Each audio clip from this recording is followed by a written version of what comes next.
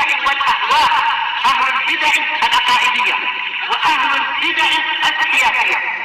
نقول بيننا وبينكم السلف، بيننا وبينكم الكتب، كان فيقول البدع بيننا وبينكم. قال الإمام النووي رحمه الله تعالى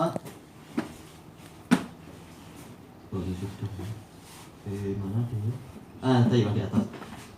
Al-Haditsus Samin Wasitun Ba'da Khamsimi'ah dari Riyadhus Shalihin 568. Wa an Ibni Umar radhiyallahu anhuma anna Nabiyya sallallahu alaihi wasallam qala.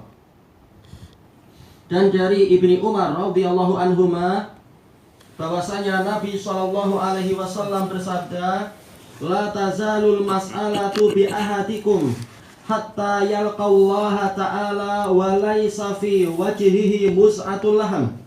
Muttafaqun alaih. Bahwasanya Nabi SAW bersabda, terus-menerus meminta-minta itu ada pada salah seorang dari kalian, sifat meminta-minta, karakter suka meminta-minta, sehingga dia berjumpa dengan Allah Ta'ala dalam keadaan di wajahnya tidak ada satu potong daging pun.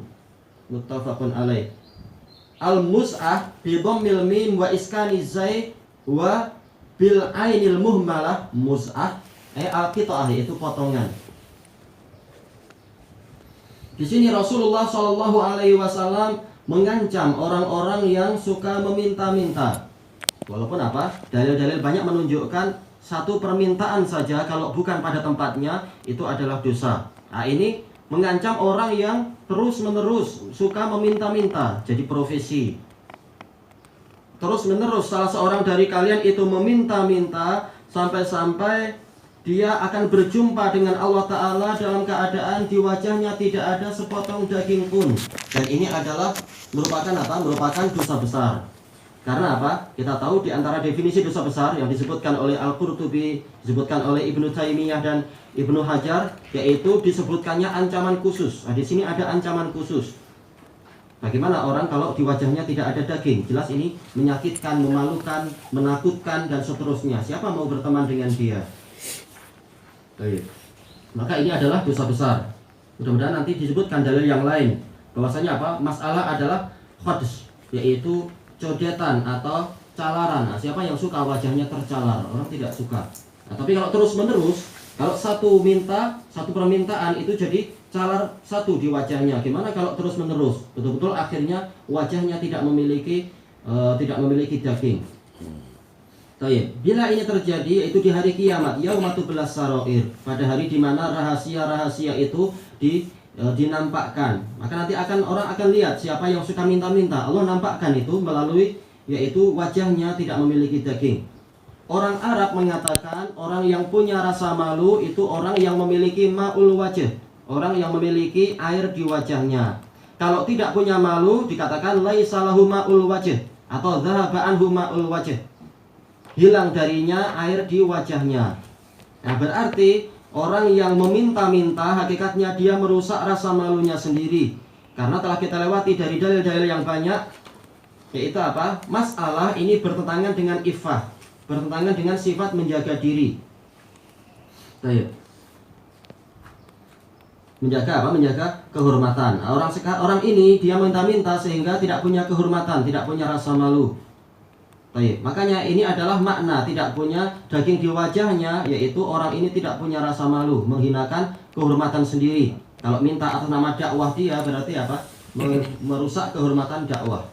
Nah, nanti di hari kiamat sesuatu yang bersifat maknawi Allah rubah menjadi sesuatu yang bersifat hissi. Tidak punya malu. Digambarkan dengan apa sekarang? Yaitu wajahnya betul-betul tidak memiliki daging. Bukan sekedar kehilangan air, bahkan daging pun tidak punya. Dan ini adalah dosa besar. Baik, hadis ini disebutkan oleh para ulama, oleh Ibnu Hajar, dan juga disebutkan pembahasannya oleh siapa tadi? Disebutkan oleh Ibnu Abdul Bar rahimahullah ta'ala dalam Tamhid, menunjukkan tentang haramnya meminta-minta. Ibnu Hajar mengatakan, Syafi'iyah mengatakan itu adalah yaitu tidak sampai haram. Kemudian beliau mengatakan bahwasanya An-Nawawi telah menukilkan ijma' di kalangan Syafi'iyah bahwasanya itu haram. Jadi dohirnya adalah apa? Syafi'iyah di generasi terakhir mungkin yang tidak mengatakan haram. Lalu apa? Ibnu Hajar menyebutkan, Al-Fakihani mengatakan mengherankan tentang orang yang mencela, meminta-minta. Padahal di zaman Nabi ada yang meminta-minta, di zaman salaf ada yang meminta-minta tanpa ada pengingkaran. Kata Ibnu Hajar, salah kalau dikatakan tidak ada pengingkaran. Karena apa? Dalil-dalil banyak sudah menjadi dalil yang jelas, cukup sebagai hujjah bahwasanya Rasul itu sudah sangat mengingkari yang namanya meminta-minta. Adapun ada sebagian di kalangan salaf, bahkan di zaman Nabi ada orang meminta, itu karena apa? Mereka rata-rata fuqara, dan Rasul telah memberikan udzur kepada orang-orang yang fakir, yang tidak mampu, kecuali memang harus terpaksa meminta-minta. Dan itu bukan dalil untuk kita menghilangkan ifah, tapi itu dalil keringanan bagi orang-orang yang memang tidak mampu bekerja, sebagaimana dalam dalil-dalil yang lain.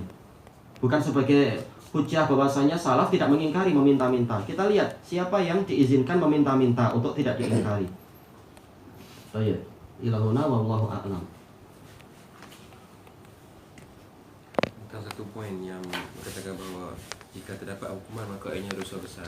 Adakah diperselisihkan ataupun bersifat mutlak? Wallahu a'lam.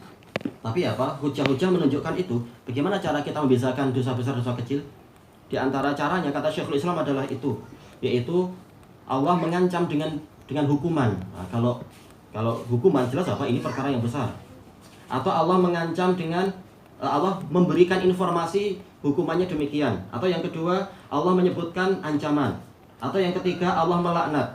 Atau yang ketiga yang keempat yaitu Allah Ta'ala membenci, disebutkan di situ.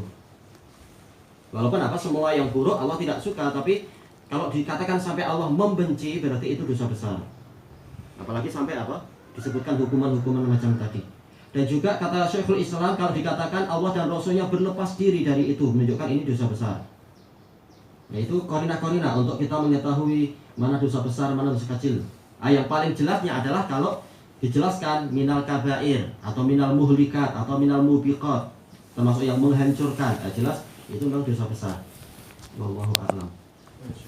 Contoh dosa yang tak ada ancaman-ancaman itu semua, contohnya macam mana? Contohnya apa ya? Perlu kita ingat-ingat dulu sih gitu-gitu tuh ya. Tentang satu hadis Yang tidak disebutkan ancaman, iya.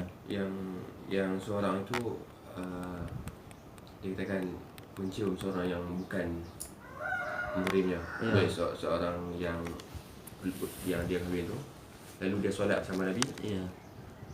Para ulama mengatakan itu dosa kecil. Memang di sini ada perkara yang dakik, ada perlu pembahasan. Dan ana menanyakan ke para masyayikh tapi mereka sibuk jadi agak samar memang. Karena apa? Dalil tadi dikatakan para ulama menunjukkan ini adalah dosa kecil, masalah apa? Mencium.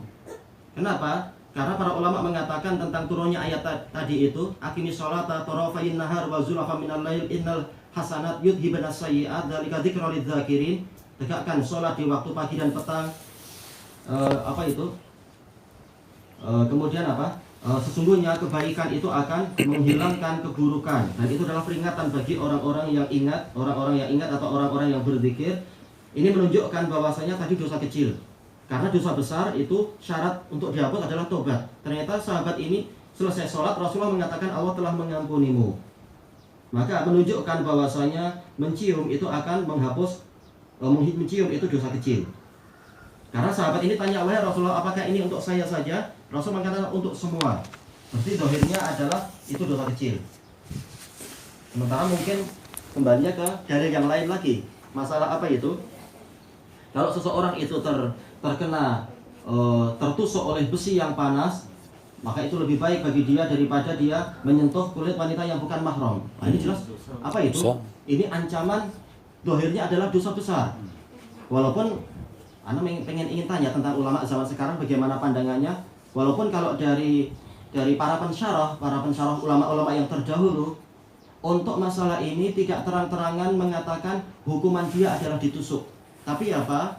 Dari sisi efeknya, efek orang terluka kulitnya ini masih lebih ringan daripada dia masuk ke pintu fitnah. Nanti akibatnya panjang, lebih berat daripada sekedar terluka. Nah, mungkin seperti itu. Jadi tetap saja yang ini tadi, dia tertusuk besi yang panas, itu bukan menunjukkan dia hukumannya ini sehingga dikatakan dosa besar, tapi kena musibah yang seperti ini masih lebih ringan daripada dia sentuhan tangan dengan wanita yang bukan mahram, lalu tahu-tahu tukar-menukar nomor telepon, lalu tahu-tahu ekornya jadi panjang, akhirnya masalah besar. Jadi tidak bermaksud bahwasanya hukumannya adalah ditusuk dengan besi panas, bukan. Tapi ini adalah menunjukkan masih lebih ringan daripada dia terkena musibah macam ini. Kenapa? Ma taraktu ba'di fitnatan ya agaru ala rijali minan nisa. Saya tidak tinggalkan fitnah yang lebih besar terhadap laki-laki daripada wanita. Yaitu apa? Fitnah wanita itu lebih berat daripada orang terkena sekedar musibah luka, atau laki-laki biasa kena luka. Namanya laki-laki, luka-luka biasa. Tapi fitnah yang tadi bersentuhan tangan itu berbahaya. Nah, sebagian membawa ke makna itu. Cuma kalau ulama zaman sekarang, anak ingin tahu gimana cara mensinkronkan dua hadis tadi. Wallahu a'lam. Oh iya, tapi